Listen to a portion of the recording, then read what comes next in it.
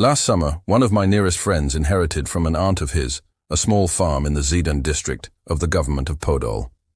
After looking through the things that had fallen to his lot, he found, in an attic, a huge iron-bound trunk stuffed with old-fashioned books with the letter T printed like a CH, from the yellowish leaves of which came a scent of moldiness, of dried-up flowers, of mice, and of camphor all blended together. The books were chiefly odd volumes of faded Russian authors of the early 19th century, including an epistolary manual and the Book of Solomon. Among this assortment were letters and papers, mostly of a business nature and wholly uninteresting. But one rather thick bundle wrapped up in grey packing paper and tied carefully with a piece of string roused in my friend a certain curiosity. It proved to contain the diary of an infantry officer named Lapshine and several leaves of a beautiful rough Bristol paper decorated with irises and covered with a small feminine handwriting. At the end of these pages was the signature Kate, but many of them bore the single letter K. There could be no doubt that Lapshine's diary and Kate's letters were written at about the same time and concerned the same events, which took place some 25 years or so ago. Not knowing what to do with his find, my friend posted the package to me. In offering it now to my readers, I must confess that my own pen has dealt only very slightly with it, merely correcting the grammar here and there and obliterating numerous affectations in quotation marks and brackets. September 5th. Boredom, boredom, and again boredom. Is my whole life going to pass in this grey, colourless, lazy, crawling way? In the morning, squad drill and this sort of thing. Efimenko, what? Is a sentry. A sentry is an inviolable person, Your Honour. Why is he an inviolable person? Because no one dares to touch him, Your Honour. Sit down. Tkachuk, what is a sentry? A sentry is an inviolable person, Your Honour. And so on endlessly. Then dinner at the mess. Vodka, stale stories, dull conversations about the difficulty nowadays of passing from the rank of captain to that of colonel. Long discussions about examinations, and more vodka. Someone finds a marrow bone in his soup, and this is called an event to be celebrated by extra drinks. Then 2 hours of leaden sleep, and in the evening, once more, the same inviolable person and the same endless firing in file. How often have I begun this very diary? It always seemed to me, I don't know why, that destiny must at last throw into my everyday life some big, unusual event which will leave indelible traces on my soul for the rest of my life. Perhaps it will. Beloved, I often dream of some beautiful, unknown, mysterious woman whom I shall meet some day, a woman who is weary and distressed as I am now. Haven't I a right to my own bit of happiness? I am not stupid. I can hold my own in society. I am even rather witty if I am not feeling shy and happen to have no rival close at hand. As to my appearance, naturally it is difficult for me to judge it, but I think I am not too bad, though on rainy autumn mornings I confess that my own face in the looking-glass strikes me as loathsome. The ladies of our regiment find something of Lermontov's Pechorin about me.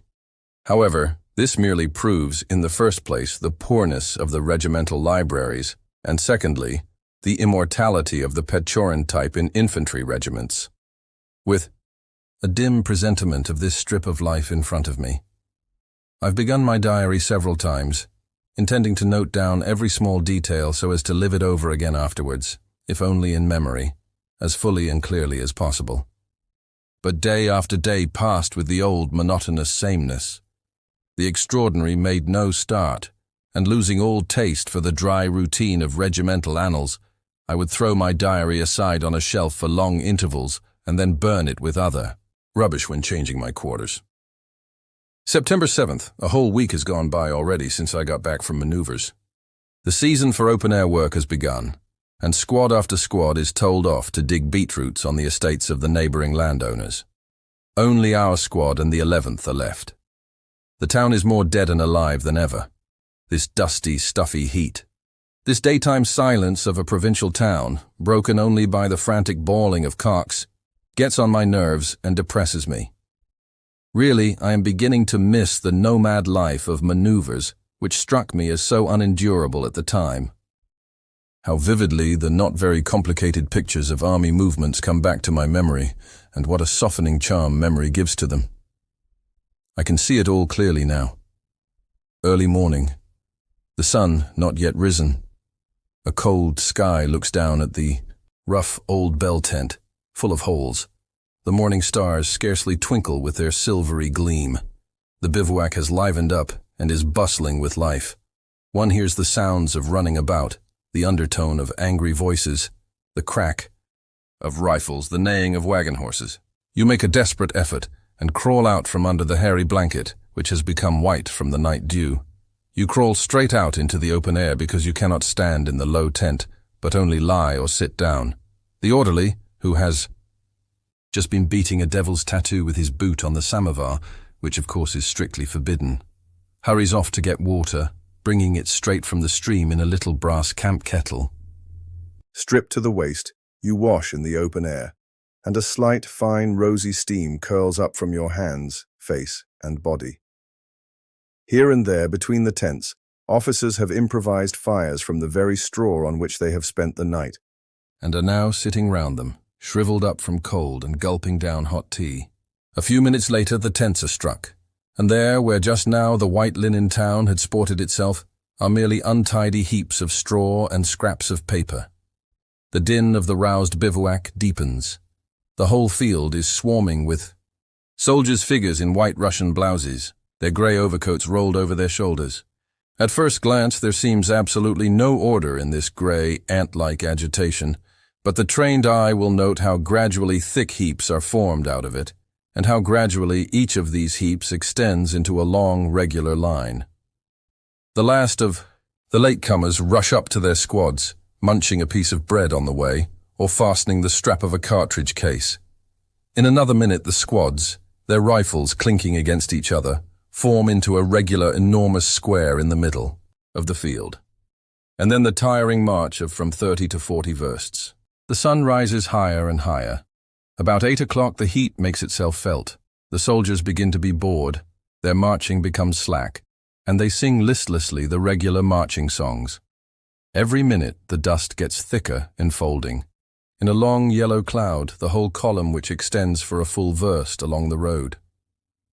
The dust falls in brown layers on the soldiers' shirts and faces, and, through this background, their teeth and the whites of their eyes flash as if they were Negroes. In the thick, dusty column, it is difficult to distinguish a private from an officer.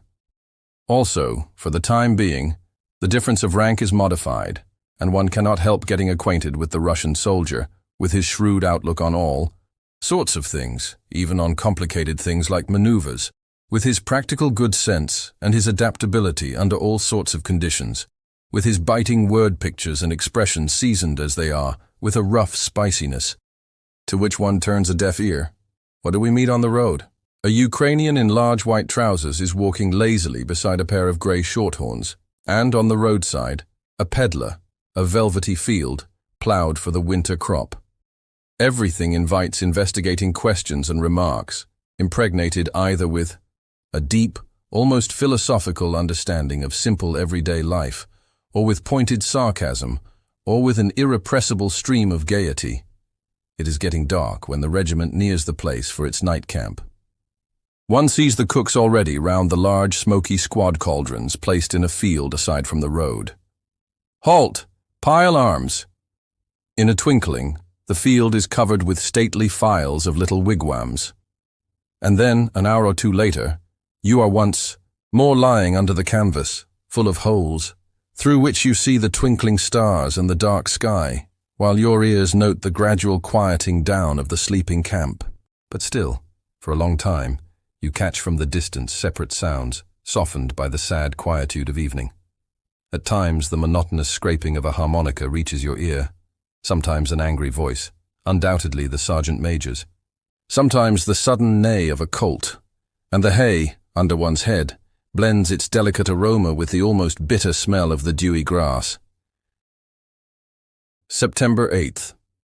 Today, my squad's commandant, Vasily Akinfyevich, asked me whether I should like to go with him to the autumn work. He has arranged for the squad very advantageous terms with Mr. Obolyanov's manager. Almost 2.5 kopecks a pood. The work will consist of digging the beetroot for the local sugar factory. This does not tire the soldiers, who do it very willingly. All these circumstances had probably put the captain in such a rainbow mood that he not only invited me to go with him to the work, but even, in the event of my accepting, offered me 1.5 ruble a day out of the money payable to himself. No other squad commandant had ever shown such generosity towards his subalterns. I have rather curious, I should say rather mixed, feelings towards Vasily Akinfyevich. In the service I find him insupportable. There he parades all his angry rudeness almost conscientiously. At squad drill he thinks nothing of shouting out before the men at a young officer. "Lieutenant, please take hold of your men." You walk like a deacon in a procession. Even if it's funny, that sort of thing is cruel and tactless. To the men, Vasily Akinfyevich metes out justice with his own fists, a measure which not one of the platoon commanders would ever dare to take. The men like him, and, what is more important than anything else, believe his word.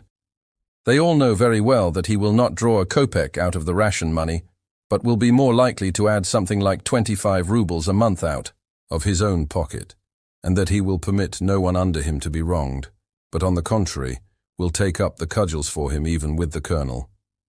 The men know all this, and I am sure that in the event of war, they would all follow to the last. Vasily Akinfyevich, without hesitation, even to obvious death. I dislike particularly his exaggerated horror of everything noble. In his mind, the word nobility suggests the impression of stupid dandyism, unnaturalness, utter incapacity in the service, cowardice, dances and the guards. He can't even pronounce the word nobility without a shade of the most bitter sarcasm, drawling it out to its last letter. However, one must add that Vasily Akinfyevich has been toiling up from the ranks step by step, and at the period when he received his commission, the unfortunate rankers had a rough time of it with the little aristocrats of the mess. He finds it hard to make friends, as every inveterate bachelor does. But when he takes a fancy to someone, he opens with his purse, his naive, kindly and clean soul. But even when opening his soul, Vasily Akinfyevich puts no check on his language. This is one of his worst traits. I think he rather likes me in his way. As a matter of fact, I am not such a bad officer of the line. When I'm hard up, I borrow from him freely and he never duns me. When we are off duty, he calls me Army Ensign. This odd rank died out of the service long ago, but old officers like to use it playfully in memory of their youth. Sometimes I feel sorry for him. Sorry for a good man whose life has been absorbed in the study of a thin army regulation book and in minute attention to regimental routine. I am sorry for the poorness of his mental outlook, which allows him no interest in anything beyond his narrow horizon. In a word, I feel the same sort of sorrowful pity for him that comes to one involuntarily when one looks long and attentively into the eyes of a very intelligent dog. Here I pull myself up. Am I aiming at anything myself? Does my captive thought really struggle so impatiently? At any rate, Vasily Akinfyevich has done something in his life. He has 2 St. Georges on his breast and the scar of a Circassian saber on his forehead. As for the men under him, they have such fat, merry mugs that it makes one cheerful to look at them. Can I say as much for myself? I said that I would go to the digging with pleasure. Perhaps it will be a distraction. The manager has a wife and 2 daughters. 2 or 3 landowners live near. Who knows? There may be a little romance. Tomorrow we start. September 11th. We arrived this morning at the railway station of Konsky Brod. The manager of the estate, advised of our coming by telegram, had sent a carriage to meet Vasily Akinfyevich and myself. My word, I never drove in anything so smart in my life before. It was a 4-in-hand coach, magnificent horses, cushiony tires, studded harness, driven by a healthy-looking lad who wore an oilcloth cap and a scarf round his waist. It is about 8 versts to Olkhovatka. The road is perfect and smooth, level, straight as an arrow, lined on both sides with thick pyramid-like poplars. On the way, we constantly met long files of carts loaded to the very top with cloth bags, full of sugar. Apropos of this, Vasily Akinfyevich tells me that the output of the Olkhovatka factory is about 100,000 poods of sugar every year. That is a respectable figure, particularly in view of the fact that Obolyaninov is the sole proprietor of the business. The manager met us at the farm buildings. He has a German surname, Berger, but there's nothing German about his appearance or his accent. In my opinion, he's more like Falstaff, whom I saw somewhere at an exhibition. I think it was in Petersburg, when I went there to pass my unlucky examination at the Academy of the General Staff. He is extraordinarily fat, the fat almost transparent. It shines on his flabby cheeks, which are covered with a network of small red veins. His hair is short, straight, and grizzly. His mustache sticks out on each side in warrior-like brushes. He wears a short imperial under his lower lip. Beneath, the thick, disheveled eyebrows, his quick, sly eyes are oddly narrowed by the tautness of the checks and cheekbones. The lips, particularly the smile, reveal a merry, sensual, jolly, very observant man. I think he is deaf, because he has a habit of shouting when he talks to one.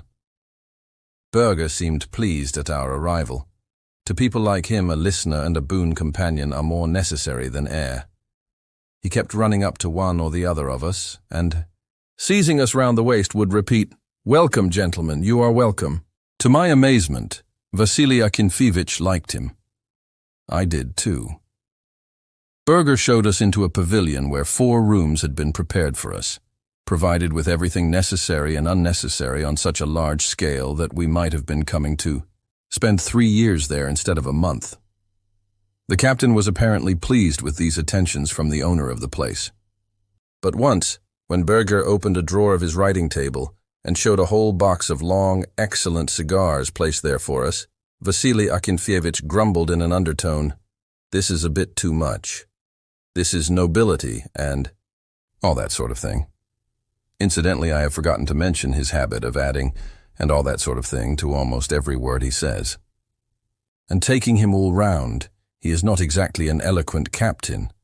While placing us, so to speak, in possession, Berger was very fussy and shouted a great deal. We did our best to thank him.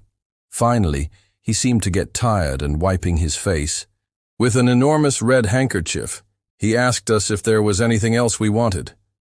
We, of course, hastened to assure him that we had more than enough. On leaving us, Berger said, "I'll put a boy at your disposal at once. You will be kind enough to order for yourself breakfast, lunch, dinner, and supper, according to your wishes. The butler will come to you every evening for this purpose. Our wine cellar, too, is at your disposal." We spent the whole day in installing the soldiers, with their rifles and ammunition, in empty sheds. In the evening, the groom brought us cold veal, a brace of roast snipe, a sort of tart with pistachio nuts, and several bottles of red wine. We had scarcely seated ourselves at the table when Berger appeared. "You're at dinner. That's first rate," he said. "I've brought you a little bottle of old Hungarian. My dead father had it in his cellar for 20 years. We had our own estate near Gysina. Make no mistake about us. We Bergers are the lineal descendants of the Teutonic Knights. As a matter of fact, I have the right to the title of Baron. But what good would it be to me? The arms of the nobility require guilt, and that has vanished long ago from ours. You're welcome here, defenders of the throne and the fatherland." However, judging by the measures of precaution with which he extracted the musty bottle from a side pocket of his nankin jacket, I am inclined to think that the old Hungarian was preserved in the master's cellar, and not at all on our own estate near Gysina. The wine was really magnificent. It is true that it completely paralyzes one's feet, deprives one's gestures of their ordinary expressiveness, and makes the tongue sticky. But one's head remains clear all the time, and one's spirits gay. Berger tells stories funnily and with animation. He chatted the whole evening about the landlord's income, the luxury of his life in Petersburg, his orangery, his stables, the salaries he paid to his employees. At first, Berger represented himself as the head manager of the business, but half an hour later he let the cat out of the bag. It seems that among the managers of the estate and the employees at the factory, Falstaff occupies one of the humblest positions. He is merely the overseer of the farm of Olkhovatka, just an accountant with a salary of 900 rubles a year, and everything found except his clothes. "Why should one man have such a lot?" the captain asked naively, apparently struck by the colossal figures of income and expenditure that Falstaff was pouring out so generously. Falstaff made a cunning face. "Everything will go to the only daughter." "Well, there you are, young man." He gave me a playful dig in the ribs with his thumb. "Make up your mind to marry, and then don't forget the old man." I asked with the careless air of one who has seen too much, "And is she pretty?" Falstaff grew purple with laughter. "Ha ha, he's biting. Excellent, my warrior, excellent. Prepare to rush, tra-ta-ta-ta. I like the military way." Then suddenly, as if a spring had been pressed, he stopped laughing. "How can I answer you? It depends on one's taste. She is too subtle, too thinnish." "Nobility," put in the captain with a grimace, "as much as you like of that. And she's proud. She doesn't want to know any of the neighbors. Oh, and she's unmanageable. The servants dread her more than fire. Not that she's one to shout at you or rebuke you. There's none of that about her. With her it's just, bring me this, do this, go. And all so coldly, without moving her lips." "Nobility," said the captain, putting his nose in the air spitefully. We sat like this till 11 o'clock. Towards the end, Falstaff was quite knocked out, and went to sleep on his chair, snoring lightly and with a peaceful smile round his eyes. We woke him up with difficulty, and he went home, respectfully supported under the elbow by our boy. I have forgotten to mention that he is a bachelor, a fact which, to tell the truth, upsets my own plans. It's an odd fact how terribly a day at a new place drags, and at the same time how few impressions remain from it. Here I am writing these lines, and I seem to have been living in Olkhovatka for a long, long time, 2 months at least, and my tired memory cannot recall any definite event. September 12th. Today, I have been looking over the whole place. The fort, owner's house, or, as the peasants about here call it, the palace, is a long stone building of 1 story, with plate-glass windows, balconies, and 2 lions at the entrance. Yesterday it did not strike me as so big as it did today. Flower beds lie in front of the house. The paths separating them are spread with reddish sand. In the middle there is a fountain with shiny globes on pedestals, and a light prickly hedge runs round the front.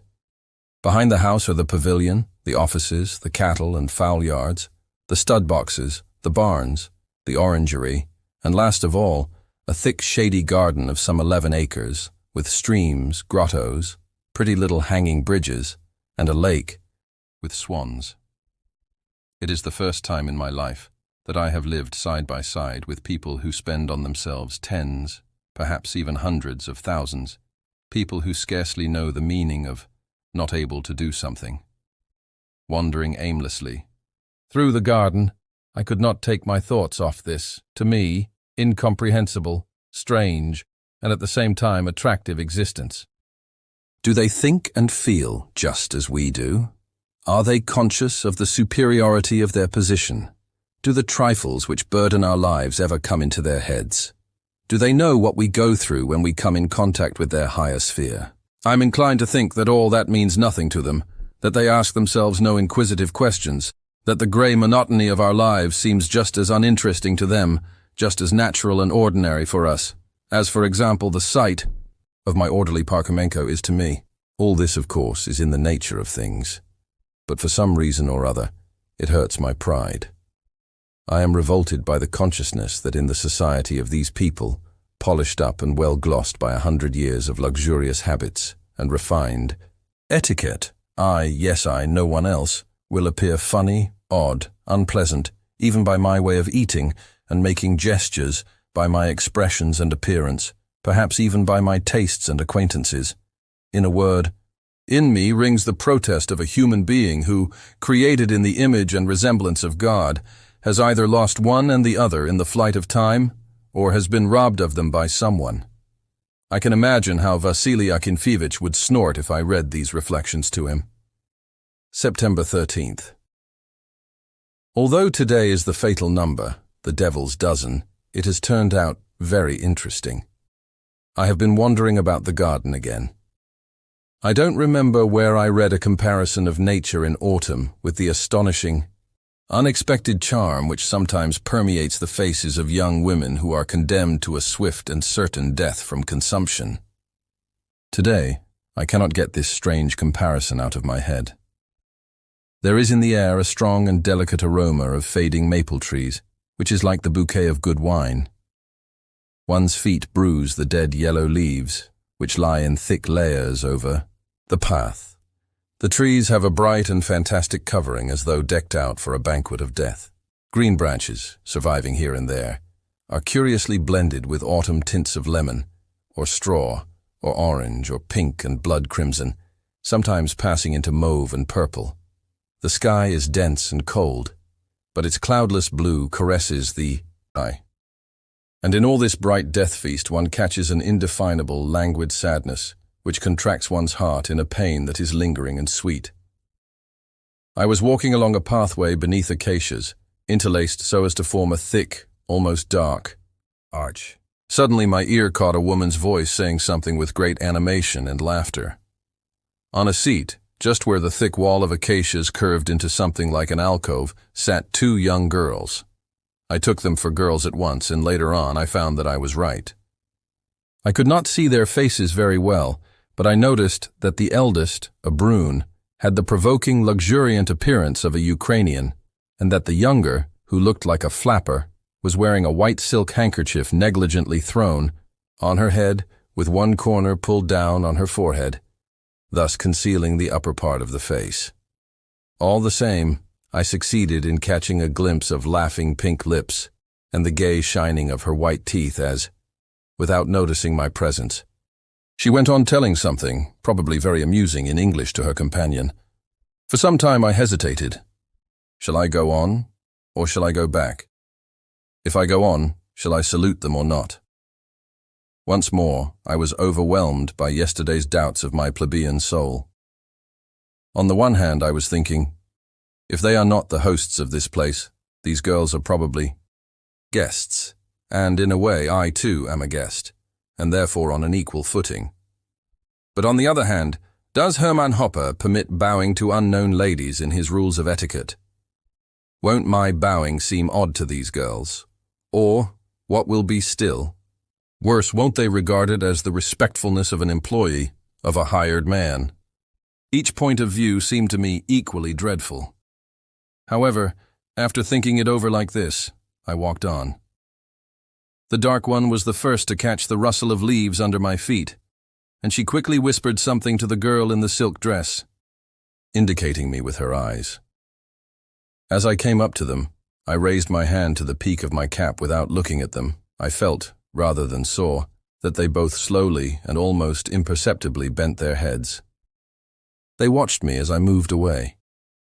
I knew this by the sense of awkwardness and discomfort which attentive eyes fixed on my back always give me. At the very end of the alley, I turned round. At the same second, as it often happens, the girl with the white handkerchief glanced in my direction. I heard some kind of exclamation in English and then a burst of sonorous laughter. I blushed. Both the exclamation and the laughter were certainly intended for me.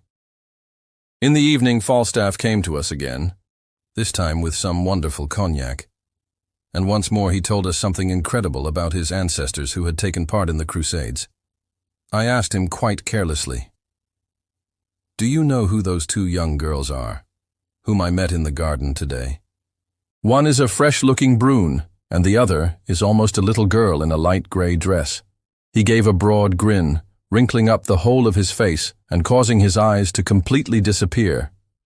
Then he shook his finger at me slyly. "Ah, my son of Mars, so you're on the fish hook. Well, well, well. Don't get angry. I'll stop, I will really. But all the same, it's interesting. Well, I suppose I must satisfy your curiosity. The younger one is our young lady, Katerina Andreevna, the one I told you about, the heiress. You can't call her a little girl. It's only to look at she's so thin, but she's a good 20 years old. Really? Yes, if not more. Oh, she's such an imp. But the little brunette, that's the one to my taste. All eggs and cream and butter. Falstaff smacked his lips carnivorously. That's the kind of little pie I love. Her name is Lydia Ivanovna. Such a kind, simple girl, and dying to get married. She's a distant relation of the Obolyanovs, but she's poor, so she's just staying here as a friend. Oh well, damn them all. He wound up suddenly, waving his hand. Let's get on with the cognac. Inwardly, I had to agree with this last opinion. What do I care about those girls whom I saw today, when tomorrow we may be off in different directions and may never hear of each other again? Late in the night, after Falstaff had left us, the boy again balancing him respectfully, this time by the waist. When I was already in bed, Vasily Akinfeevich came to me, half undressed, with slippers on his bare feet and a candle in his hand. "Well, young man," he said, yawning and rubbing his hairy chest, "will you explain one thing to me? Here we are, fed on all sorts of delicatessen and given their best old wine to drink, and a boy at our disposal, and cigars and all that. Sort of thing, but they won't invite us to their own table, will they? Now why is this? Kindly solve that problem." Without waiting for my answer, he went on in a sarcastic tone. "Because, my dear old chap, all these nobility people and all that sort of thing are most refined diplomats. Yes. What is their way of doing it? I made a good study of their sort on different voluntary work. I know the type. He will be amiable to you and will serve you up dinners. Justice compels me to add that the captain mispronounced the word serve, and cigars and all that sort of thing. But all the same, you feel that he looks on you as on a low worm. And notice, Lieutenant, it's only the real great aristocrats. Here, as if out of irony, he purposely mutilated the word, who have this attitude towards our fellow men. The simpler sort, the more doubtful ones, swagger and put on more airs. Immediately that type will sport an eyeglass, round his lips, and imagine that he's a bird. But as for the real sort, the first thing with them is simplicity, because there's no reason for them to put on airs when right in their own blood they feel scorn for our fellow men. And it all comes out very naturally and charmingly, and all that sort of thing. Having finished this accusing speech, Vasily Akinfeevich turned round and went off to his room. Well, perhaps he's right in his own way, but all the same it seems to me rather bad taste to laugh at strangers behind their backs. September 14th. Today I met them both again in the garden. They walked with their arms round each other's waists. The little one, her head on her companion's shoulder, was humming something with half-closed eyes. Seeing them, it suddenly occurred to me that these chance rambles of mine might be misinterpreted. I turned quickly into a side path. I don't know that they saw me, but apparently I must choose another time for my walks or risk seeming an army intruder. September 15th. Lydia. Ivanovna started this evening for the station. She will probably not return to Olkhovatka. First of all, because she has been followed by a respectable quantity of luggage. Secondly, because she and the daughter of the house said goodbye to each other rather long and affectionately. Apropos of this, I saw for the first time from my window Andrei Alexandrovich himself with his wife. He's quite a fine-looking type, stately, broad-shouldered, with the cut of an old hussar. His grey hair is worn à la Russe, his chin is clean-shaven, his moustache long, downy and silvery, and his eyes are like a hawk's, only blue, but just the same as the hawk's, round, sunken, motionless and cold. His wife gives one the impression of a frightened and modest person. She holds her head a little on one side, and a smile, half guilty and half pitiful, is always on her lips. The face is yellow but kind. In her youth she was probably very beautiful, but now she looks much older than her age. There was also a bent old woman on the balcony. She wore a black headdress and greenish curls, and she came out leaning on a stick and hardly able to drag her feet after her. She wanted, I think, to say something, but she began coughing, shook her stick in a despairing sort of way, and disappeared. September 16th. Vasily Akinfeevich has asked me to look after the work until he can get rid of his fit of Balkan rheumatism. Pay particular attention, he said, to the delivery of the beetroot. The soldiers are already complaining because the foreman here gives them overweight. To tell the truth, I am rather afraid that in the end there'll be trouble over this. The soldiers have been working in threes. They have already practically finished their contract. One digs out the beetroot from the ground with a shovel, while two cut it with knives and clean it. These sets of three are usually formed from soldiers of the same strength and skill. There's no point in choosing a bad one, as he would only be in the way of the others. I've read somewhere or other, I think in the Indicator, the reflections of a leisurely thinker who says that there is no advantage at all in this sort of work, that clothes get torn and soldiers undisciplined. This is absolutely false. Never is there such a confident, almost relation-like feeling between officers and privates as at this sort of free work. And if one admits that the soldier needs holidays during his hard military training, there is no better rest for him than the toil in the fields which he loves. But all the money earned in this way must go to the soldiers without any middleman. Each knows where the shoe pinches, and our people are admirable workers. Hired peasants wouldn't do half the work. There's only one exception, Zamochnikov, who as usual does nothing. Zamochnikov is the spoilt favorite of the whole squad, from the captain down to the last private, Nikifor Spasov.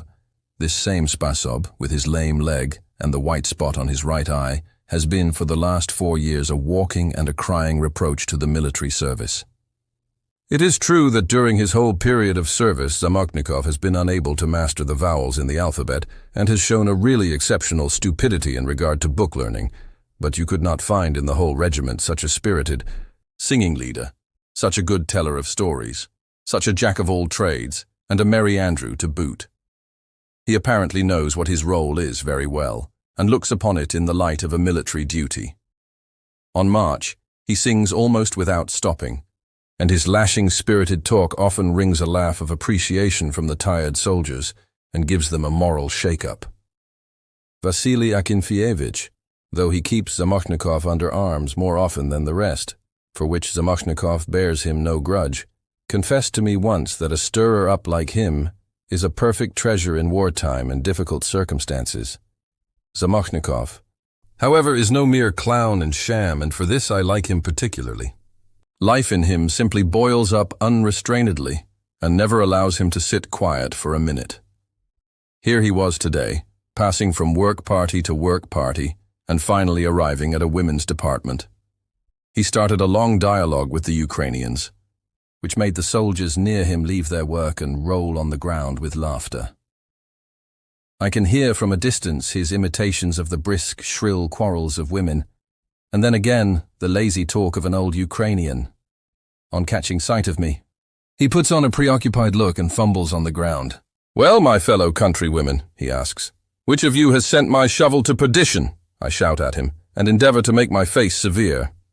He stands to attention, carrying himself, as he always does before an officer, with a graceful vigor. But in his kind blue eyes there still trembles the little fire of his interrupted merriment. September 17th. Our acquaintance has taken place, but under exceptionally comic conditions. Why should I hide it from myself? I secretly longed for this acquaintance, but if I could have foreseen that it would happen as it happened today, I should have refused it. The stage was again the garden. I have already written that there is a lake. It has a little round island in the middle, overgrown with thick bushes. On the shore, facing the house, is a rather small wharf, and near it a flat-bottomed boat is moored.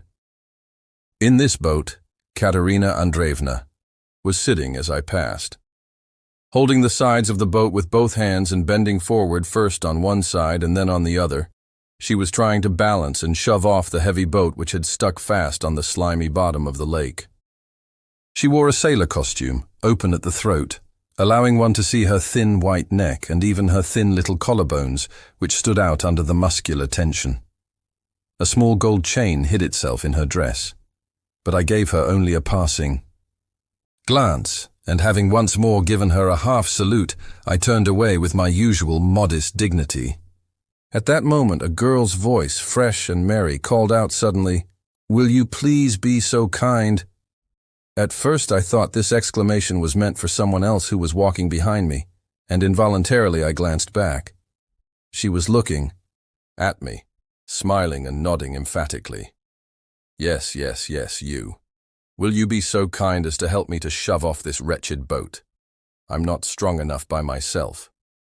I made her a most gallant bow, bending my body forward and lifting my left leg back, after which I ran eagerly down to the water and made another bow just as ceremonious as the first. I must have looked fine, I imagine. The lady was now standing up in the boat, still laughing and saying, "Push it away just a little, then I'll manage it myself." I seized the bow of the boat with both hands, with my legs spread wide apart so as to preserve my balance. Then I warn her with refined politeness, "Will you be kind enough to sit down, mademoiselle? The push may be a very vigorous one." She sits down, stares at me with laughing eyes and says, "Really, I'm ashamed to trespass like this on your kindness." "Oh, it's nothing, mademoiselle. The fact that she is watching me gives my movements a certain gracefulness. I'm a good gymnast, and nature has given me a fair amount of physical strength. But in spite of my efforts, the boat does not stir." "Please don't take so much trouble," I hear a tender little voice saying. "It's probably too heavy and it may hurt you. Really, The sentence hangs unfinished in the air. Her doubt of my strength gives it a tenfold force. A mighty effort, a push, a crash, the boat flies off like an arrow, while I, in accordance with all the laws of equilibrium, splash full length into the mud.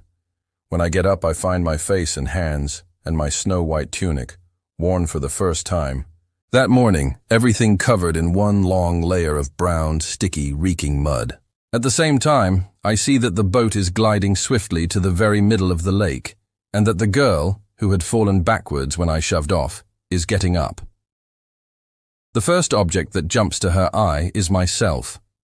A frantic laugh rings through the whole garden and echoes through the trees. I get out my handkerchief and pass it, confusedly, first over my tunic and then over my face. But in time I realize that this only smudges the mud into me worse than before and gives me a still more pitiable appearance. Then I make an heroic attempt to burst out laughing myself over the comedy of my miseries and produce some sort of idiotic neighing.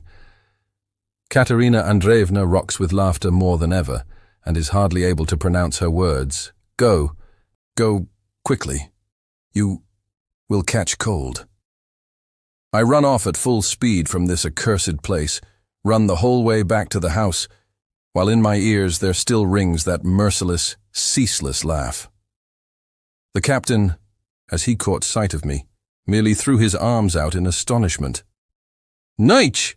Well, you are a pretty sight. How the deuce did you manage it?" I made no answer, banged the door of my room, and furiously turned the lock twice. Alas, now everything is all over forever. P.S. Is she pretty or is she not? I was so absorbed in my gallantry, condemn yourself to death, wretched man, that I hadn't even time to get a good look at her. Ah, but what does it matter? Tomorrow, whatever happens, I am going back to the regiment, even if I have to sham being ill. Here I should not be able to live down my disgrace. Kate. To Lydia Olkhovatka, September 18th. My dearest Lydia, congratulate me quickly. The ice is broken. The mysterious stranger, it seems, is the most amiable in the world. A chevalier sans peur et sans reproche. The honor of this discovery belongs to me, since you little villain, deserted me. There is no one now to keep me out of mischief, which I have had time to get into over and over again. To begin with, I must confess that yesterday I arranged the capture of my mysterious stranger. I waited in the boat, and when he passed by, I asked him to shove it off from the shore. Oh, I know perfectly well that you would have stopped short of a trick like that. You ought to have seen the eagerness with which the mysterious stranger rushed up to fulfill my request. But the poor man didn't measure his strength, fell into the water, and was covered with filthy mud. He presented the most pitiful, and at the same time the most amusing appearance you could imagine. His cap had fallen on the ground, his hair had slipped down over his forehead, and the mud was pouring from him in streams, while his hands, with the fingers parted, seemed to be petrified. I thought at once, I must not laugh. He will be offended. It would have been much better not to think at all. I began to laugh. I laughed myself into hysterics. In vain I bit my lips until they bled, and pinched my hand until it hurt. Nothing was of any use. The confused officer took to flight. This wasn't very wise on his part, for I had left the oars behind. I had to float over the roughish water until the wind brought my fragile bark into the reeds. There, by grabbing one after the other with both hands, I succeeded somehow or other in pulling the boat in. But in jumping out, I managed to wet my feet and skirt almost up to the knees. Do you know, I like him very much. A strange presentiment told me that an interesting flirtation would start between us. L'amour inachevé, as Prévost puts it. There is something about him manly, strong, and at the same time tender. It's nice to have power over a man like that. Apart from this, he's probably very reserved. I mean to say, not gossipy. I don't think he's stupid, but chiefly, one divines in his figure and movements robust health and great physical strength. While I was muddling about in the boat, I was seized by a weird but very attractive thought. I wanted him terribly to take me up in his arms and carry me swiftly over the gardens. It would have been no great effort for him, would it, my little Lida? What a difference there is between him and the people one meets in Petersburg, those dancers and sportsmen in whom one always detects something worn and jaded and disagreeably shameless. My officer is fresh, like a healthy apple, built like a gladiator, at the same time bashful and I think passionate. Tomorrow, or the day after, I will make advances to him. That's the way I think to express it in Russian. Lidochka, you must correct all my Gallicisms without mercy, as you promised. Really, I am ashamed of making mistakes in my own language. That he tumbled so magnificently into the lake doesn't matter a bit. I alone was a witness of the tragedy. It would have been quite another matter if he had been so clumsy in public. Oh, then I should certainly be ashamed of him. This must be our special women's psychology. Goodbye, my dear little Lida. I kiss you. Your Kate. September 19th. Everything passes in this world: pain, sorrow, love, shame, and in fact it is an extremely wise law. The other day I was sure that if, before my departure, I should happen to meet Katerina Andreevna by any chance, I should almost die from shame. But not only have I not left Olkhovatka, but I have even found time to seal a friendship with this bewitching creature. Yes, friendship is exactly the word. Today, at the end of our long, earnest conversation, she herself said this, word for word. So, Monsieur Lapshine, let us be friends, and neither of us will remember this unlucky little story. Of course, this unlucky little story meant my adventure with the boat. Now I know her appearance down to the most delicate details, but I cannot describe her. As a matter of fact, I believe this to be generally impossible. Often one reads in novels a description of the heroine. She had a beautifully regular classical face, eyes full of fire, a straight, charming little nose and exquisite red lips, behind which gleamed 2 rows of magnificent pearly teeth. This is crude to a degree. Does this insipid description give even the slightest hint of that untranslatable combination and reciprocal harmony of features which differentiates one face from all the millions of others? Here I can see her face in front of me in actual, minute, extraordinarily vivid detail.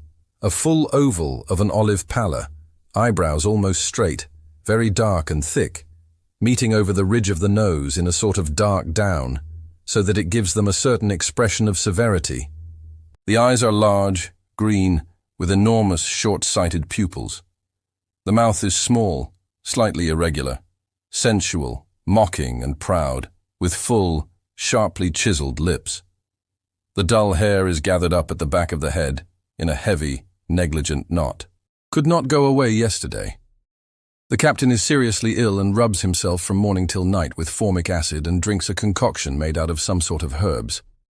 It would not be sportsmanlike to desert him while in this state. All the more because the captain's concoction is nothing but a masked drinking bout. Last night I went into the garden, without even daring to confess to myself that I secretly hoped to find Katerina Andreevna there. I don't know whether she saw me pass the gate, or if everything can be put down to chance, but we met face to face on the main path, just as I had emerged onto it from the alley. The sun was setting. Half the sky was reddening, promising a windy morning. Katerina Andreevna wore a white dress, relieved at the waist by a green velvet belt. Against the fiery background of the sunset, her fine hair flamed round her head. She smiled when she saw me, not angrily, rather kindly, and stretched out her hand to me. I am partly to blame for what happened yesterday. Tell me, you didn't catch cold, did you? The tone of her question is sincere and sympathetic. All my fears vanish. I find myself even daring to risk a joke at my own expense. Rubbish. A little mud bath! On the contrary, it's very healthy. You're too kind, mademoiselle. And we both start laughing in the most simple, sincere way. Honestly, what was there so terrible and shameful in my involuntary fall? Decidedly, I don't understand it. No. We can't leave it like this, she says, still laughing. You must have your revenge. Can you row? I can. Mademoiselle. Well, come along.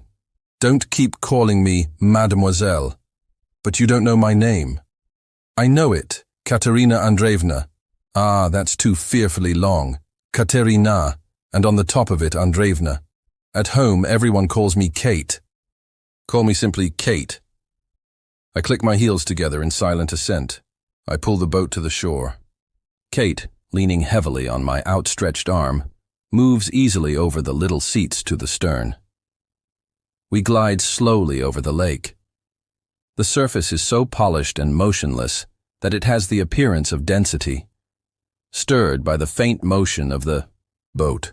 Little wrinkles behind the stern swim lazily away to left and right, pink under the last rays of the sun. The shore is reflected in the water upside down, but it looks prettier than in reality, with its shaggy white willows, the green of which has not yet been touched by autumn. At a little distance behind us swim a couple of swans, light as fluffs of snow, their whiteness intensified by the dark water. You always spend the summer in the country, Mademoiselle Kate? I ask. No. Last year we went to Nice, and before that to Baden-Baden. I don't like Nice. It's the town of the dying, a sort of cemetery. But I gambled at Monte Carlo. Gambled like anything. And you? Have you been abroad? Rather. I have even had adventures. Really? That must be very interesting. Please tell me about them. It was about 2 years ago in the spring. Our battalion was quartered at a tiny frontier place, Gusiatine. It is generally called the Russian Gusiatine, because at the other side of a narrow little river, not more than 50 yards in breadth, there is an Austrian Gusiatine, and when I'm talking, by no means without pride, about my trip abroad, it is this very Austrian Gusiatine that I mean. Once, having secured the favor of the inspector of rural police, we made up a rather large party to go over there, a party exclusively composed of officers and regimental ladies. Our guide was a local civilian doctor, and he acted as our interpreter. Scarcely had we entered, to express myself in the grand style, alien territory, than we were surrounded by a crowd of Ruthenian ragamuffins. Apropos of this, it was a chance of testing the deep sympathy which our brother Slavs are supposed to feel for us Russians. The urchins followed us to the very doors of the restaurant without ceasing for a second to spatter us with the most choice Russian insults. Austrian Jews were standing in the street in little groups with tasseled fur caps, curls falling over their shoulders, and gabardines beneath which one could see white stockings and slippers. As soon as we approached them, they began to point at us, and in their quick, guttural language, with a typical snarl at the end of each sentence, There was something menacing. However, we reached the restaurant at last and ordered guliash and masliash. The first is some national meat dish deluged with red pepper, and the second, a luscious Hungarian wine. While we were eating, a dense crowd of the inhabitants of Gusiatine trooped into the small room and stared with genuine curiosity at the foreign visitors.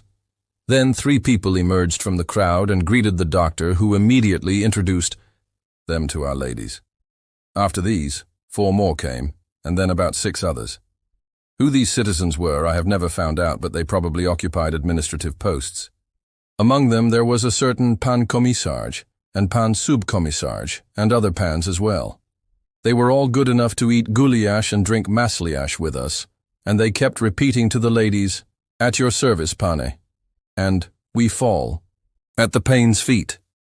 At the end, pan commissarge invited us to stay until the evening, as a subscription ball was to take place that day. We accepted the invitation. All went swingingly, and our ladies were enthusiastically whirling in waltzes with their new acquaintances. It is true we were a little surprised at foreign usage. Each dancer called a dance for himself and paid. The musicians 20 kopecks. We got used to this custom, but we were soon bewildered by a quite unexpected incident. One of our party wanted some beer, and he mentioned this to one of our new acquaintances, a portly gentleman with a black moustache and magnificent manners. Our ladies had decided about him that he must be one of the local magnates. The magnate happened to be an extremely affable man. He shouted, "At once, gentlemen," disappeared for a minute, and returned with 2 bottles of beer, a corkscrew, and a serviette under his arm. The 2 bottles were opened with such extraordinary skill that our colonel's wife expressed her admiration. To her compliment, the magnate replied with modest dignity, "Oh, that's nothing for me, madame. I have a post as waiter at this establishment." Naturally, after this unexpected confession, our party left the Austrian ball hurriedly, a little informally even. While I am telling this anecdote, Kate laughs sonorously. Our boat doubles round the little island and comes out into a narrow canal over which trees, bending low on each side, form a cool, shadowy arch. Here one catches the sharp smell of marsh. The water looks black as ink and seems to boil under the oars. "Oh, how nice," Kate exclaims with a little shiver. As our conversation is threatening to dry up, I inquire, "You find it rather dull in the country, don't you?" "Very dull," Kate answers, and after a short silence, she adds negligently, with a quick, coquettish glance, "Up to now, at all events. In the summer, my friend was staying here. I think you saw her, didn't you? And then there was someone to chatter with. Have you no acquaintances among the landowners about here?" "No. Papa won't call on anyone. It's fearfully dull. In the morning I have to read the Moscow news aloud to my grandmother. You can't imagine what a bore it is. It's so nice in the garden, and I have to read there about conflicts between civilized powers and about the agricultural crisis. And sometimes, in despair, I decide to skip some 20 or 30 lines, so that there is no sense at all left. Grandmother, however, never suspects anything, and often expresses surprise. Do you notice, Kate, that they write quite incomprehensibly nowadays?" "Of course I agree. Indeed they do, grandmother, utterly incomprehensibly. But when the reading is over, I feel like a schoolgirl let out for the holidays." Talking like this, we roll along over the lake until it begins to get dark. As we say goodbye, Kate, in a little parenthesis, gives me to understand that she is accustomed to stroll about the garden every morning and every evening. All this happened yesterday, but I have had no time to write anything in my diary, because I spent the rest of the evening up to midnight in lying on my bed, staring at the ceiling and giving myself up to unrealizable, impossible reveries which, in spite of their innocence, I am ashamed to put down on paper. We met again today, already without the least embarrassment, just like old acquaintances. Kate is extraordinarily good and kind. When, in the course of conversation, I expressed, among other things, my regret that the unlucky incident of the boat made me seem comic in her eyes, she stretched out her hand to me with a sincere gesture, and pronounced these unforgettable words, "Let us be friends, Monsieur Lapshine, and let us forget that story. And I know the kind tone of those words will never be effaced from my memory by words of any other sort for all eternity. September 20th. Oh, I was not mistaken.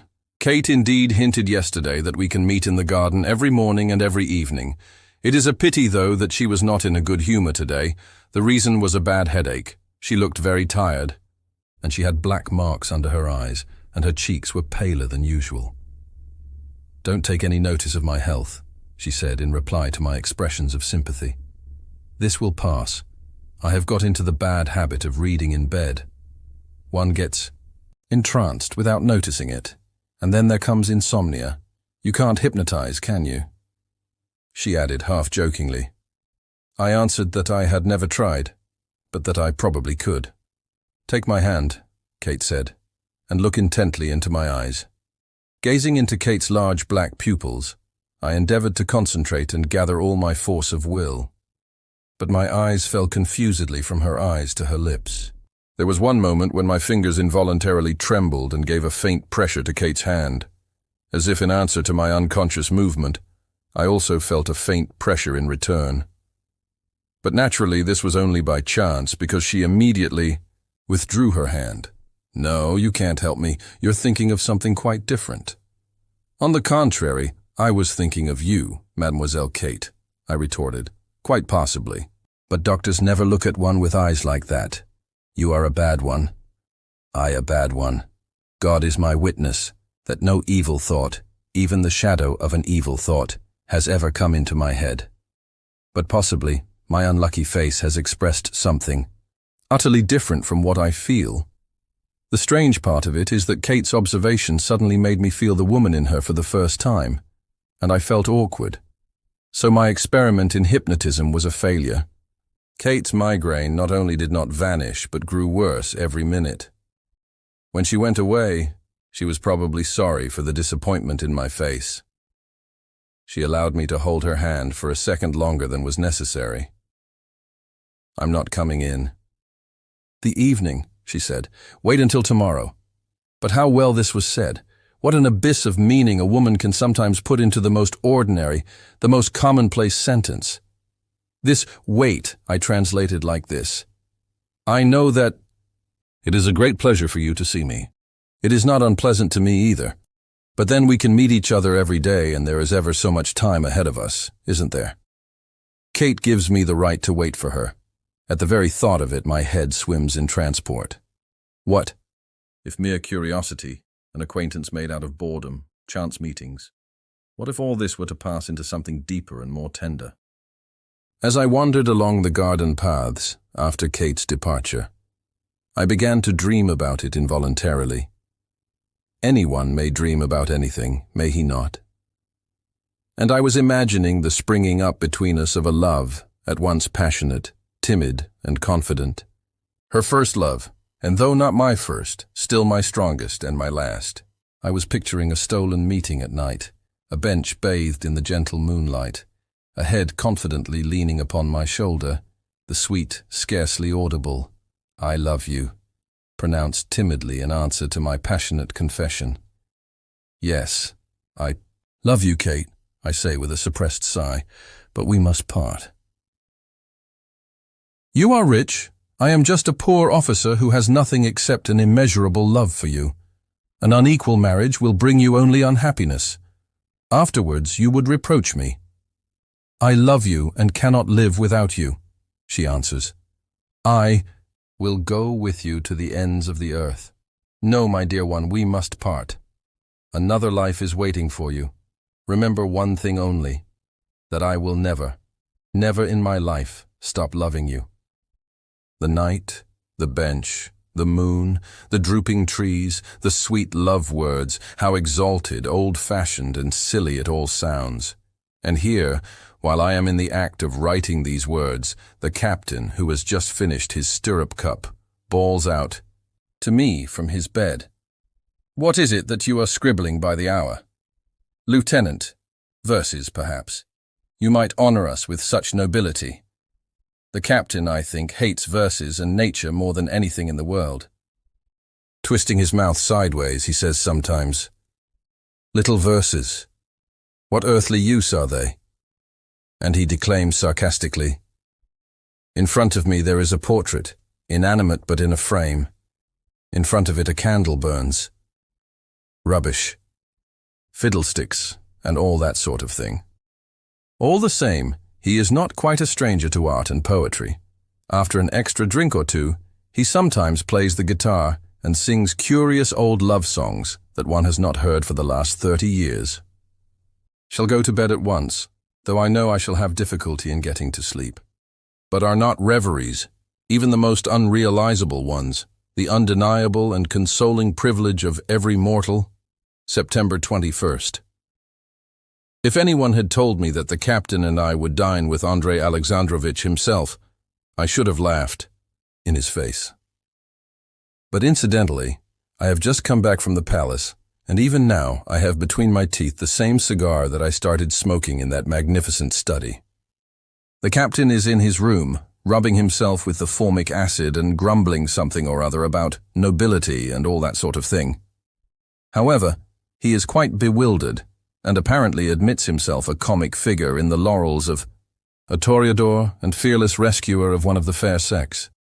Probably fate itself has chosen to present us in this place in comic roles. Me in my adventure on the lake shore, him in today's exploit. But I must tell about everything in order. It was about 11 in the morning. I was sitting at the writing table, busy with a letter to my people, while waiting for the captain, who was to be in for lunch. He came all right, but in a most unexpected state, covered with dust, red, overwhelmed, with confusion and furious. I looked at him questioningly. He began to pull off his tunic, railing all the time. This kind of stupid thing and all that sort of thing. Imagine I was coming from the digging.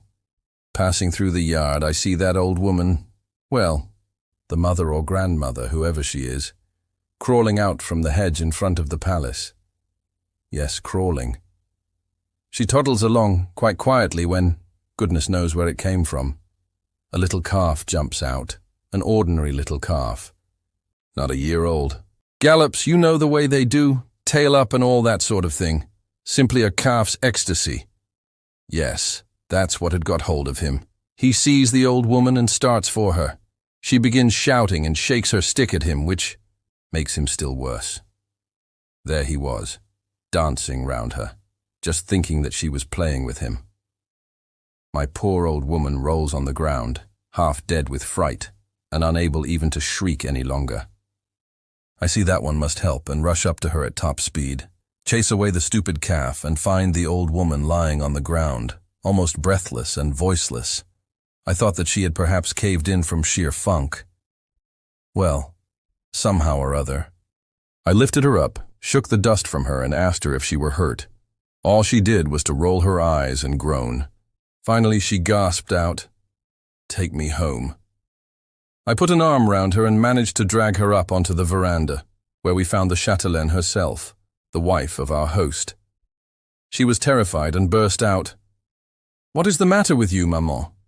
What in the world has happened?" Between us, we got the old woman into an armchair and rubbed her over with some sort of scent. She was right enough and gradually found her breath. Then she started embroidering. I simply didn't know where.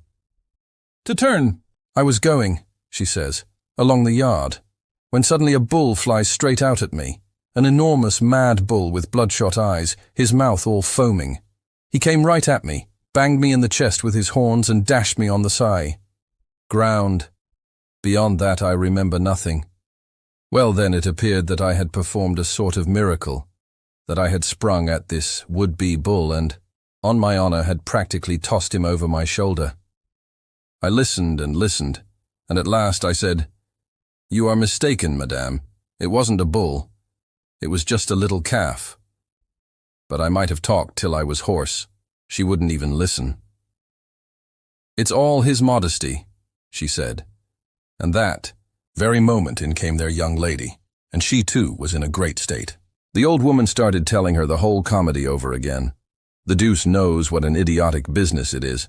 They called me a hero and a savior, pressed my hands and all that sort of thing. I listened to them, feeling amused and ashamed. Really? Well, I think to myself, I am in for a pretty story, and there is nothing to say. I had all the difficulty in the world to get rid of them. What an idiotic affair. I don't believe one could invent anything sillier. We sat down to lunch, and after a few glasses of his mixture, the captain grew calmer. He was just starting for the digging when, suddenly, our boy rushed headlong into the room, his face distorted with awe, his eyes almost jumping out of their sockets. The master himself is coming here. We too, God knows. Y got flurried, rushed about, and began hurriedly to put on the tunics that we had just taken off. And then, at that very moment, Obolyaninov showed himself at the door and stopped with a slight half-bow. "Gentlemen, I'm afraid that my visit is inconveniencing you," he said with the most natural and at the same time cold amiability. "Please remain just as you were, at home."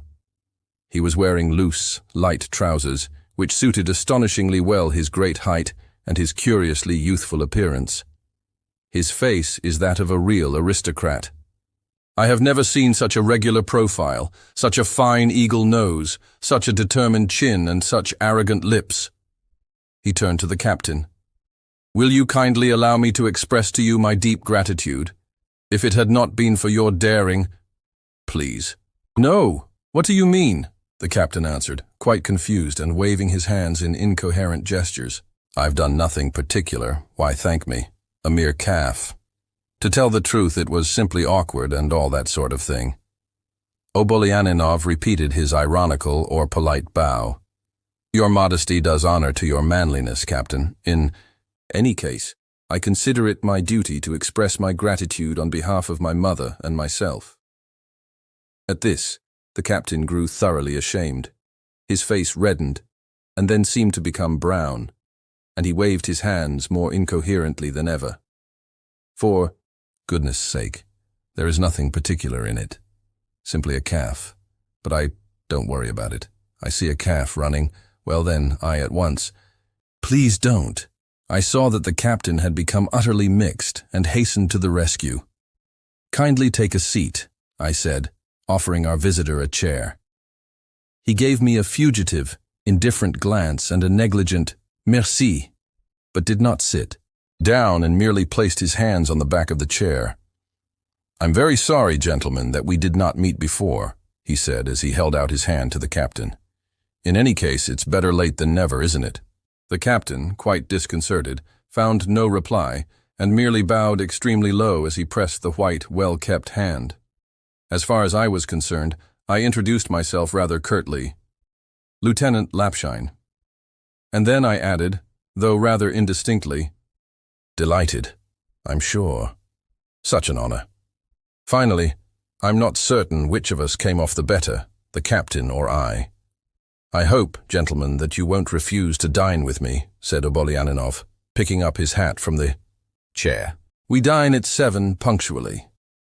We bowed again, and our boss retired with the same magnificent ease of manner with which he had entered. At 7 o'clock we presented ourselves at the palace.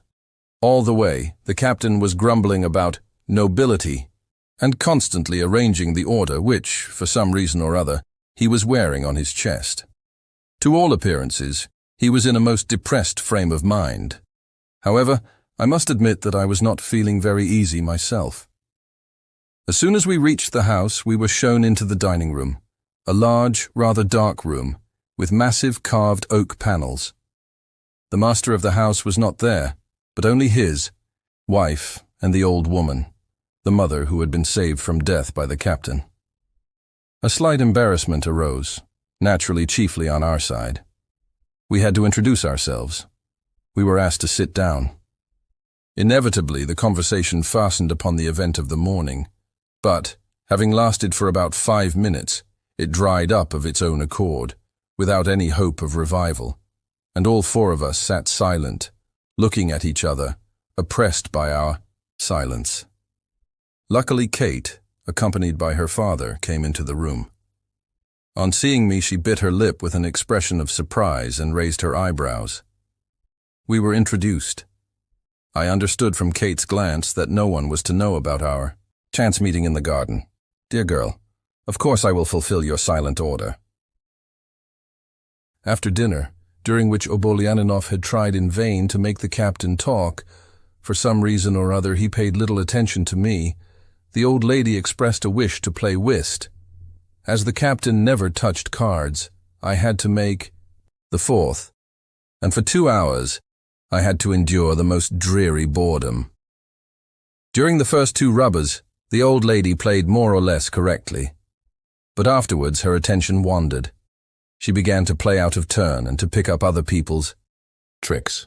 When spades were called, she played diamonds. But maman, you still have a spade, our host would observe with ironical deference.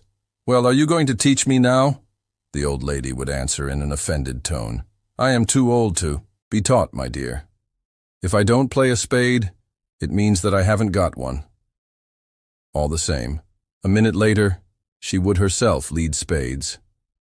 You see, maman, you have found a spade, her son would remark with the same shade of benevolent sarcasm while she was unaffectedly bewildered. I can't make out, my dear, where it came from. I simply can't make out. But I myself played absent-mindedly. All the time I was listening for the light footsteps of Kate behind my chair. She, poor girl, struggled for about half an hour in the hope of entertaining the captain. But all her attempts were broken by his stony silence. He only blushed, wiped his perspiring forehead with a check handkerchief, and answered to each question, Yes, madame. No, madame. At last, Kate brought him a whole heap of albums and pictures in which he became entirely absorbed. Several times Kate came purposely near the card table. Our eyes met each time, and each time I caught in hers a sly and tender little glint. Our acquaintance, suspected by no one, made of us a pair of conspirators, initiated in a common mystery which bound us one to the other with deep, strong ties. It was already dark when, after finishing the whist and having a smoke in the study, we were on our way home. The captain was walking ahead of me. Then on the balcony I suddenly felt, yes, exactly felt, the presence of someone. I pulled hard at my cigar and, in the reddish light that rose and lowered, I detected a frock and a dear smiling face. What a wise, good little boy. How well he behaved himself, I heard in a low murmur. In the darkness my hand seized hers. The darkness gave me suddenly an extraordinary courage. Pressing those cold, dainty little fingers, I raised them to my lips and began to kiss them quickly and avidly. At the same moment, I kept repeating in a happy whisper, Kate, my darling. Kate. She did not get angry. She only began to pull her hand feebly away and said with feigned impatience, You mustn't. You mustn't. Go away. Oh, how disobedient you are. Go, I tell you. But when, afraid of making her really angry, I loosened my fingers, she suddenly clung to them and asked, What is your name? You haven't told me yet. Alexei, I answered. Alexei, how nice. Alexei, Alexei, Alesha. Overwhelmed by this unexpected caress, I stretched out my hands impulsively, only to meet emptiness. Kate had already disappeared from the balcony. Oh, how passionately I love her. Kate to Lydia. September 21st. You will remember, of course, my dear Lidochka, how Papa was always against rankers, and how he used to call them sarcastically army folk. So you will be doubtless astonished when I tell you that they dined with us today. Papa himself went to the pavilion and invited them. The reason for this sudden change is that the elder of the officers saved the life of my grandmère this morning. From what grandmother tells us, there was something extraordinary about it. She was passing through the yard when a mad bull suddenly flew in. The gallant officer dashed between her and the bull. In a word, a regular story in the manner of Spielhagen. Honestly, I will confess to you that I don't particularly like Papa's having invited them. In the first place, they both get utterly lost in society, so that it is a martyrdom to look at them, particularly the elder. He ate his fish with his knife, was dreadfully confused all the time, and presented the oddest appearance. Secondly, I am sorry that our meetings in the garden have lost almost all their charm and originality.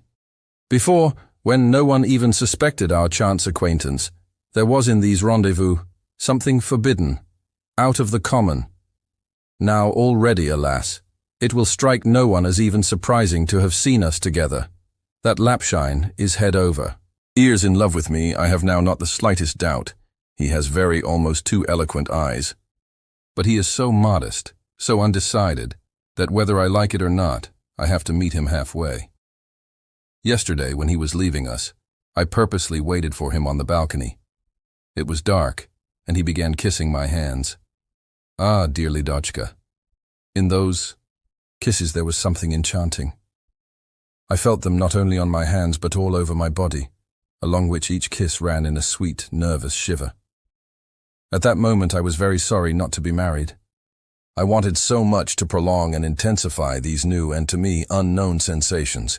You, of course, will preach me a sermon for flirting with Lapshine, but this does not tie me to anything, and doubtless it gives pleasure to him. Besides, in a week at the latest, we are leaving here. For him and for me, there will be left memories, and nothing else.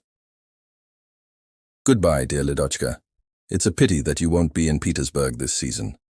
Give a kiss from me to your little mite of a sister. Yours ever, Kate. September 22nd. Is it happiness or only the phantom of happiness? What matters it? I don't know which of the poets wrote that, but today I can't get it out of my head. And it's true. What does it matter? If I have been happy, even for an hour, even for one brief moment, why should I poison it with doubts, distrust, the eternal questions of suspicious self-esteem? Just before the evening, Kate came out into the garden. I was waiting for her and we went along the thick alley, that very same alley where I saw for the first time my incomparable Kate, the queen of my heart. She was moody and answered my questions often at random. I asked them indeed without much meaning, but only to avoid burdening both of us with silent pauses. But her eyes did not avoid mine. They looked at me with such tenderness. When we had reached the bench, I said, "How dear and unforgettable this place is to me, Kate." "Why?" she asked. "It was here that I met you for the first time, you remember? You were sitting here with your friend and you even burst out laughing when I passed by." "Oh yes, naturally I remember," Kate exclaimed, and her face lit up with a smile. "It was stupid of us to laugh aloud like that. Perhaps you thought that it was meant for you." To tell the truth, I did. "You see how suspicious you are. That's not nice of you." It happened simply like this. When you passed, I whispered something to Lydia. It really was about you, but I don't want to repeat it, as an extra compliment might make you unbearable. Lydia stopped me for fear of your catching the words. She is very prude and always stops my little outbursts. Then, to tease her, I imitated the voice of my former governess, a very old, stuck-up miss. For shame, shocking, for shame. There, that's all. And this little bit of buffoonery made us laugh out loud. Well, are you pleased now? Perfectly. But what did you say about me? Kate shook her head with an air of sly reproach. You are much too curious, and I won't tell you anything. As it is, I am much too good to you. Don't forget, please, that you must be punished for your behavior yesterday. I understood that she had no idea of getting angry, but, so as to be prepared for anything, I lowered my head with a guilty air and said with affected distress, Forgive me, Kate. I was carried away. My feelings were too much for me. And as she did not interrupt me, I went on in a still lower but at the same time passionate tone. You are so beautiful, Kate. The moment was favorable. Kate appeared to be waiting for me to go on, but a sudden timidity seized me, and I only asked pleadingly, as I looked into her eyes, You're not really angry with me, are you? Tell me. This tortures me so much. No, I'm not angry, Kate whispered, turning her head away with a bashful and unconsciously pretty movement. Well now, the moment has come, I said to myself encouragingly. Forward, forward. One can't stop halfway in love. Be more daring. But daring had decidedly left me, and this silence of hers, after words that had been almost a confession, became heavier and heavier. Probably, just because of this, Kate said goodbye to me as we reached the end of the alley for the second time. When she gave me her small, delicate but firm hand, I kept it in my own and looked inquiringly into her eyes. I thought that I saw a silent consent in them. I began once more to kiss that dear little hand, as passionately as I had done on the terrace. At first, Kate resisted and called me disobedient, but the next moment I felt a deep, warm breath on my hair, and my cheek was swiftly brushed by those fresh, charming little lips.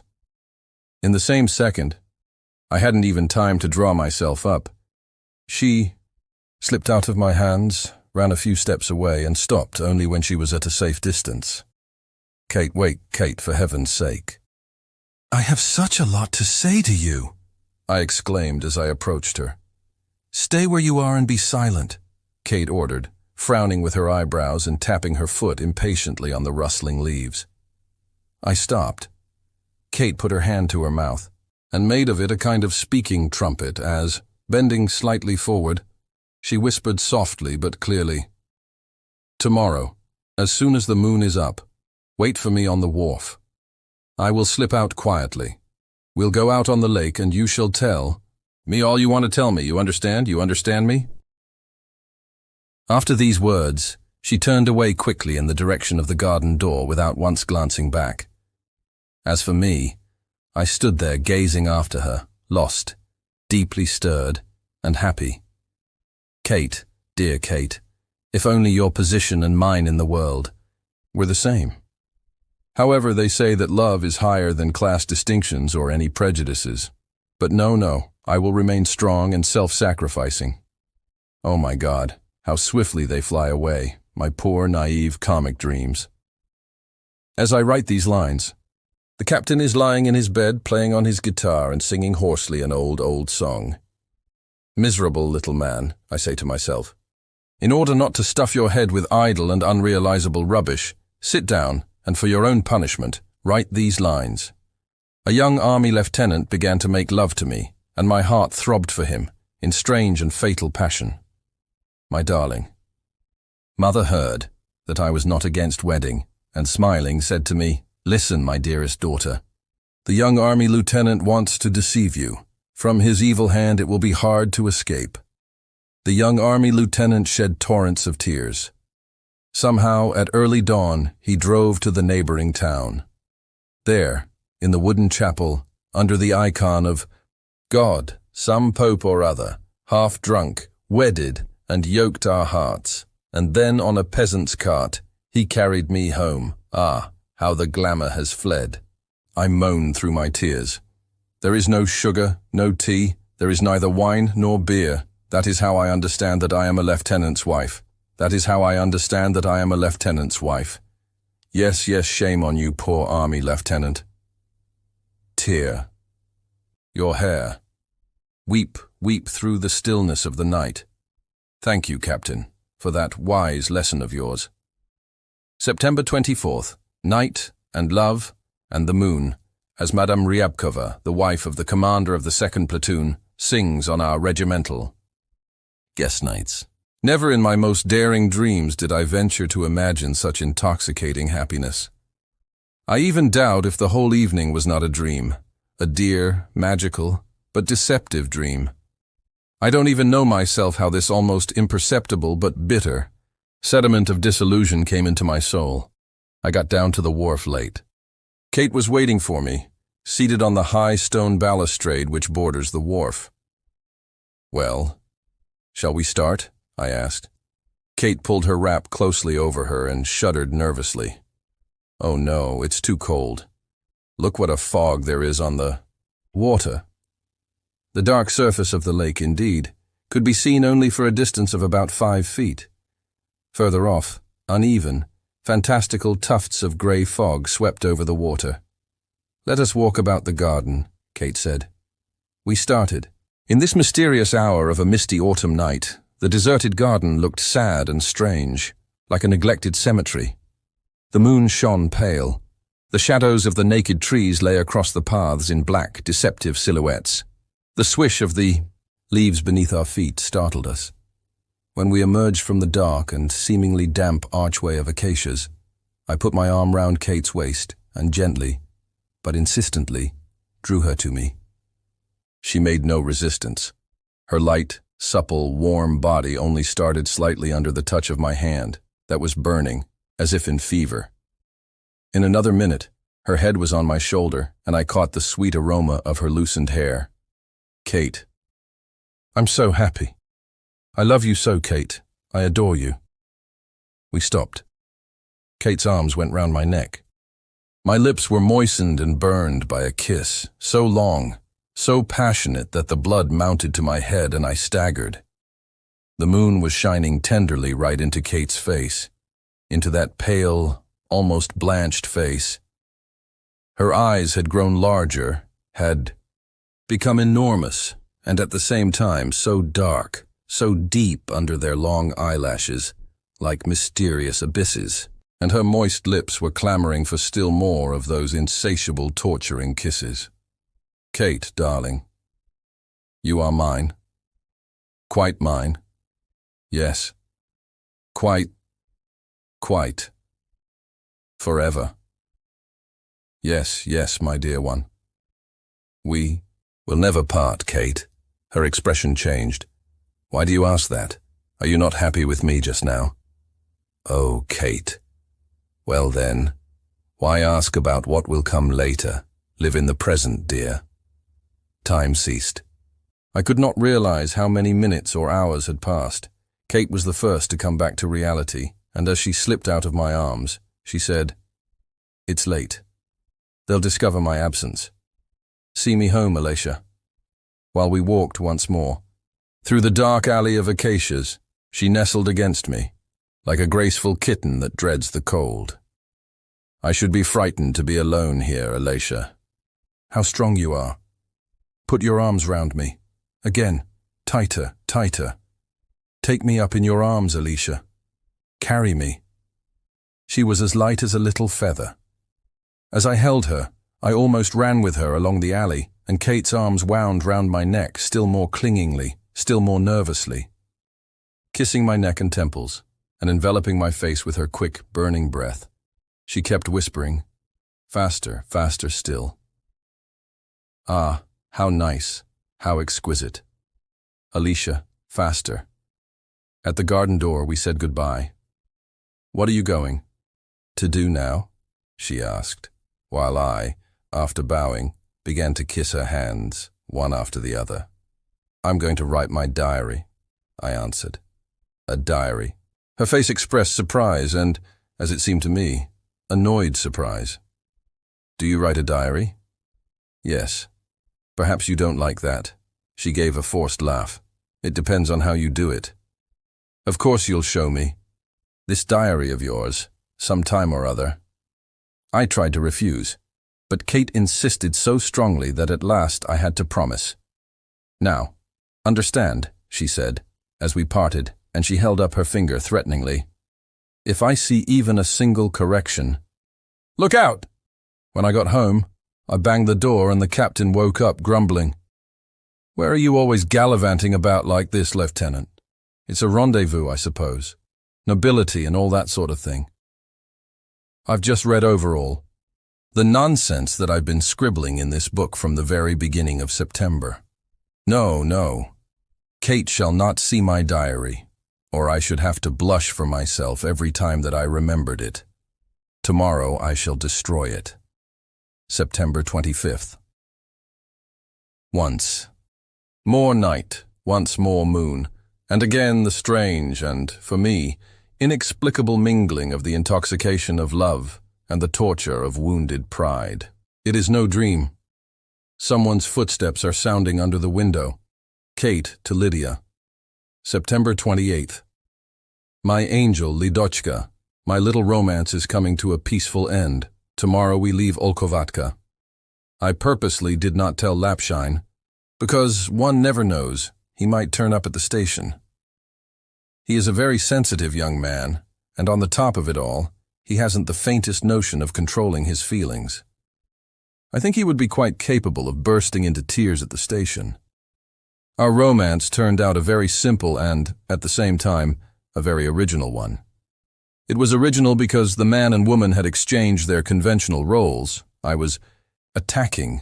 He was defending himself. He was asking from me oaths of fidelity, almost beyond the tomb. At the end, he bored me a good deal.